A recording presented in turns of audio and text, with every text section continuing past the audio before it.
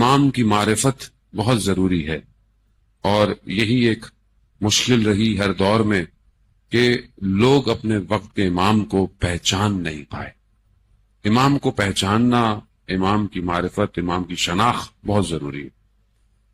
امام کی معرفت صرف یہ نہیں ہے کہ ہم امام کا نام جانتے ہو، یا امام کے والد محترم کا نام، یا امام کی ولادت پتہ ہو، بلکہ وہ معرفت، وہ مقام امام کا جو کائنات میں اپنی ایک حیثیت رکھتا ہے، جو وجود رکھتا ہے، ہم کوشش کریں کہ اس وجود کی طرف بڑھیں، اس مقام کی طرف بڑھیں کہ جو ہمیں امام کے قریب کر سکے۔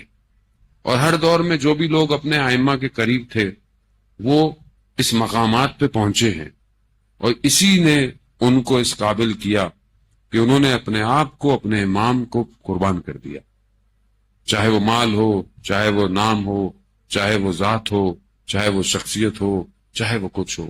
کیسے کیسے لوگ ائمہ کی زندگیوں میں آئے کہ جو ائمہ کے ملنے والوں کی جوتیاں اٹھانا چاہتے تھے اور اپنی پوری پوری مملکتیں رہا کر دے کر آ گئے۔ وجہ کیا تھی؟ کہ یہ جانتے تھے کہ یہ خدا کا نمائندہ ہے، جانتے تھے کہ حیات یہی ہے، زندگی یہی ہے، اگر یہ ہے تو سب کچھ ہے، اور اگر یہ نہیں تو پھر کچھ بھی نہیں۔ اسی لیے ہم اس واقعے کو بار بار تکرار کرتے ہیں، تذکرہ کرتے ہیں کربلا کا، تاکہ ہم یہ پہچانیں کہ وہ جو لوگ امام تک پہنچے تھے ان کی خصوصیتیں کیا تھیں، اور وہ لوگ جو امام کو پہچان نہیں پائے ان میں کون سی برائیاں تھیں جس کی وجہ سے وہ امام کے سامنے ہوتے ہوئے امام سے دور ہو گئے۔ کیونکہ ظاہر میں اگر زمینی طور پر دیکھیں کہ کربلا پہنچنا کمال ہے، تو کربلا میں تو دوسرا لشکر بھی پہنچا ہوا تھا، تو کمال اس کا مطلب ہے کربلا صرف پہنچنا نہیں، بلکہ کربلا پہنچ کر امام کی طرف جانا کمال ہے۔ ہم بھی اپنی زندگی میں یہی رکھیں کہ اگر ہم اپنی زندگی میں بہت ساری چیزیں جو ہمیں کربلا اس کے واقعے تک لے کے جاتی ہیں، جس میں عزاداری ہے، ماتم ہے، جلوس ہے، یہ سب کچھ ہے، لیکن اگر ہم اس طریقے سے کربلا پہنچ چکے ہیں یا پہنچ رہے ہیں تو کیا ہم امام کی طرف بھی ہیں یا نہیں ہیں؟ اب امام کی طرف ہوں تو پھر کیا ہو، فرق کیا ہوگا؟ رنگ بدل جائے گا، زمین بدل جائے گی؟ نہیں، انسان کا باطن بدل جانا چاہیے۔ جب انسان اپنے امام تک پہنچے تو وہ نہ رہے جو پہلے آیا تھا، بلکہ اب وہ حسینی کردار پیدا ہو مجلس سے اٹھ کے، خواتین زینبی کردار پیدا کریں مجلسوں سے اٹھ کے، اور اس ہدف کی طرف بڑھے کہ جو ہمیں ہمارے وقت کے امام تک پہنچے۔ اور ہر شخص کی ذمہ داری الگ ہے، ہر شخص کا وظیفہ الگ ہے، ہر شخص دنیا میں مختلف جگہوں پہ رہتا ہے، اس کی صلاحیتیں الگ ہیں، اس کی سوچ اور اس کے ذہن کا لیول جو ہے وہ الگ ہے، لیکن اس نے پورے اسی طاقت کے ساتھ اپنے امام تک پہنچنا ہے۔ ہم اپنی زندگی کا، میں نے آپ کو پہلے بھی عرض کیا کہ ہم محاسبہ کرتے رہیں ہر روز کہ ہم اپنے امام سے کتنے دور ہیں، ہم اپنے امام کو کتنا پہچانیں۔ اسی لیے بہرحال ہمیں یہ چھوٹی چھوٹی سی چیزیں بیان کرنی پڑتی ہیں۔ میں اپنے لیے بیان کرتا ہوں بہرحال، اور اپنے آپ کو تذکر دیتا ہوں، اور پھر دیکھتا ہوں کہ میں کہاں کھڑا ہوں، تو میں اپنے آپ کو بہت ضعیف اور کمزور پاتا ہوں بہت سارے معاملات میں، کہ میں جتنا امام کا ذکر کرتا ہوں کیا میں واقعا امام اور امامت کے کاموں پہ اتنا توجہ دے رہا ہوں یا نہیں دے رہا۔ یہی امام کہ جن کی آج شہادت ہے، جنہیں ہم یاد کرتے ہیں، جن کی وجہ سے ہم مجلس اور عزاداری سب امام نے ہمیں دی ہے۔ یعنی امام جب جو بھی چیز دیکھتے تھے تو امام گریا کرتے تھے، امام وضو کرتے تھے تو بھی گریا کرتے تھے، امام جب نماز پڑھتے تھے تو بھی گریا کرتے تھے۔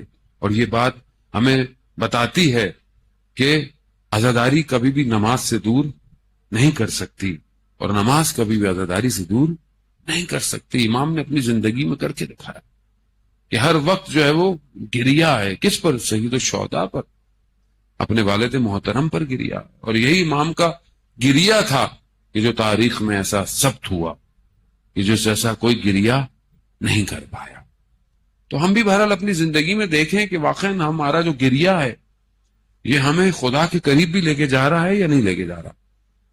خدا کو چند قطرے جو ہے وہ پسند ہیں، چند چیزیں خدا کو، اس میں سے ایک وہ خون کا قطرہ ہے جو خدا کی راہ میں گرایا جائے، وہ خدا کو بہت پسند ہے۔ ایک وہ آنسو ہے جو خدا کے خوف سے رات کی تاریکی میں گرایا جائے آنکھوں سے، وہ خدا کو بہت پسند ہے۔ ایک وہ غصہ جسے انسان پی لے، کس کے لیے؟ خدا کی خاطر۔ غصہ بھی تو انسان کو آتا ہے، انسان زندگی میں غصہ ہوتا ہے، مشکلات ہوتی ہیں، یہ ساری چیزیں خدا کو پسند ہیں۔ تو ہم اپنی زندگیوں میں دیکھیں کہ ہماری زندگیوں میں یہ چیزیں ہیں یا نہیں ہیں۔ ابھی سب بہت زیادہ لوگ جب سوال بھی کرتے ہیں کہ ہم اپنے آپ کو گناہوں سے کیسے بچائیں اس دنیا میں جو بہت پورا آشوب ہے، اور جو میں نے بہرحال آپ کی خدمت میں عرض بھی کیا کہ کس طرح دشمن جو ہے وہ تباہ اور برباد کرنا چاہتا ہے، تو وہاں پر یہی ہے کہ ہم اپنے آپ کو اپنی تنہائی میں دیکھیں کہ ہم امام کے کتنے قریب ہیں۔ جب آپ اپنے آپ کو یہ محسوس کریں گے کہ امام مجھے دیکھ رہا ہے، تو آپ خود بخود چیزوں کو چھوڑ دیں گے۔ جب آپ کے کمرے میں کوئی کیمرہ لگا ہو یا کوئی چھوٹا بچہ بیٹھا ہوا ہو تو انسان گناہ نہیں کرتا۔ تو انسان کیا خدا کو اس قابل بھی نہیں سمجھتا کہ جتنا چھوٹے بچے کا خوف ہے، کیا خدا سے اتنا بھی خوف نہیں ہے انسان کو؟ کیونکہ احساس نہیں ہے۔ آیت اللہ عظمہ بہجت رضوان اللہ تعالی علیہ فرماتے تھے کہ اگر تمہیں خدا کے وجود کا احساس ہو جائے تو تم کبھی بھی گناہ نہیں کرو گے، کیونکہ ہمیں احساس نہیں ہوتا خدا ہے، ہوگا کہیں ہوگا، ہمیں کیا بھائی خدا ہے۔ اب خدا کو جب آپ محسوس کریں کہ ہے تو خود بخود انسان تھوڑا سا گھبراتا ہے، لڑکھڑاتا ہے۔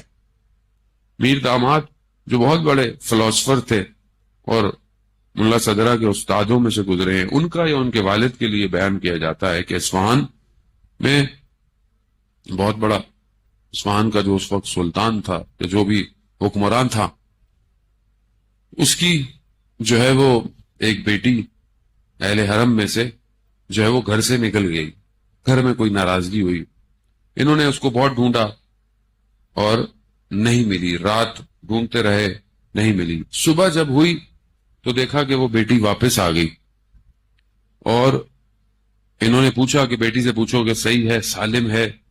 کہاں صحیح ہے، سالم ہے، کچھ نہیں ہوا۔ کہا بیٹی کو بلاؤ۔ بیٹی سے پوچھا کہ تم کہاں گئی تھی، رات کو تم نے کہاں گزاری؟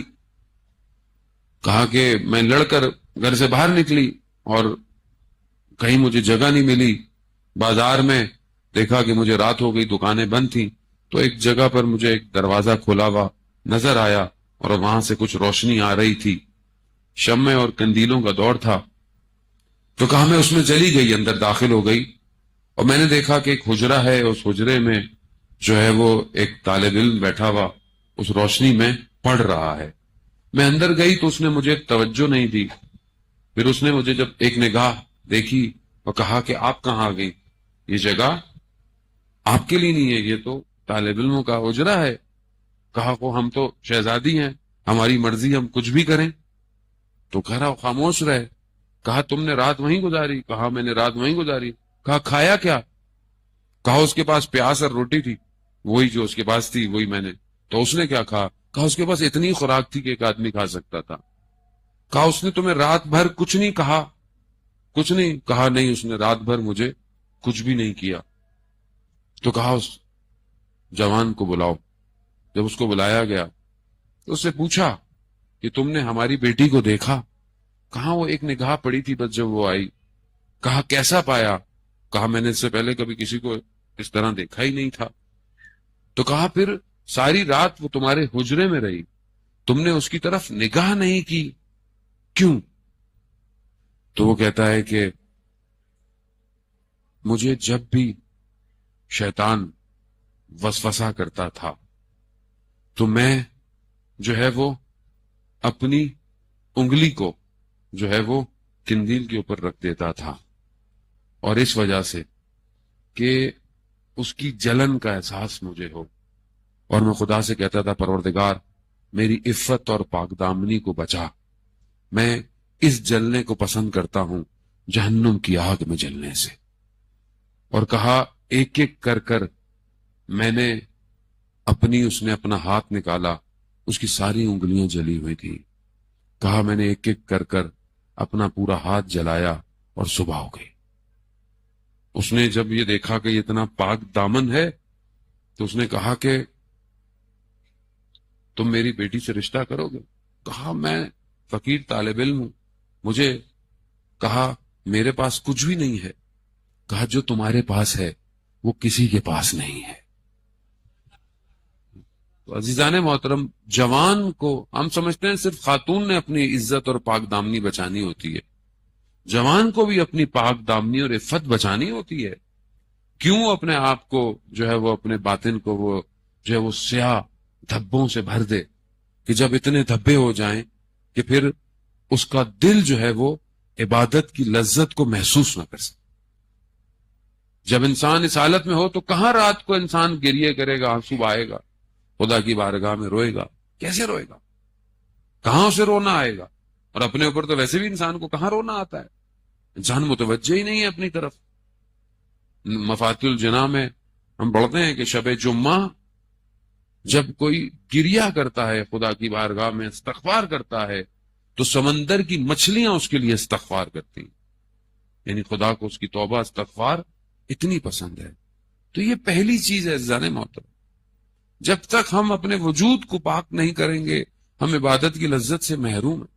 جب تک عبادت کی لذت ہمیں مل نہیں پائے گی ہم اپنے امام تک کیسے پہنچیں گے؟ امام خدا کا نمائندہ ہے، حجت الہی ہے، اس سے عشق اور محبت کیسے وجود میں پیدا ہوگا جب یہ وجود پاک نہیں ہوگا، جب اس وجود کے اندر کوئی ایسا مقناطیس نہ ہو۔ مقناطیس جو ہوتا ہے میگنیٹ، اس پہ جب زنگ آ جائے تو وہ کام کرنا چھوڑ دیتا ہے، وہ نہیں چپکاتا چیزوں کو۔ اگر زنگ آ جائے، لوہے پہ زنگ آ جائے، وہ مقناطیس سے چپکتا ہی نہیں ہے۔ تو ہم تو مقناطیس ویسے بھی نہیں ہے، مقناطیس تو امام کی ذات ہے جو چپکاتی ہے، جو بلاتی ہے، لیکن جب وہاں زنگ لگے ہوں تو یہ کہاں چپک کر امام کی طرف جائے گا؟ تو ان زنگوں کو ہم کیسے ہٹائیں؟ زندگی گزرتی جا رہی ہے، داڑھی سفید ہو گئی، بالوں میں سفیدی آ گئی، انسان قبر کی طرف متوجہ ہے، کب اپنے آپ کو پاک کرے گا؟ زندگی ایسے گزر گئی امام سے دوری میں، امام کو دیکھے بغیر، امام کے لیے کچھ کیے بغیر۔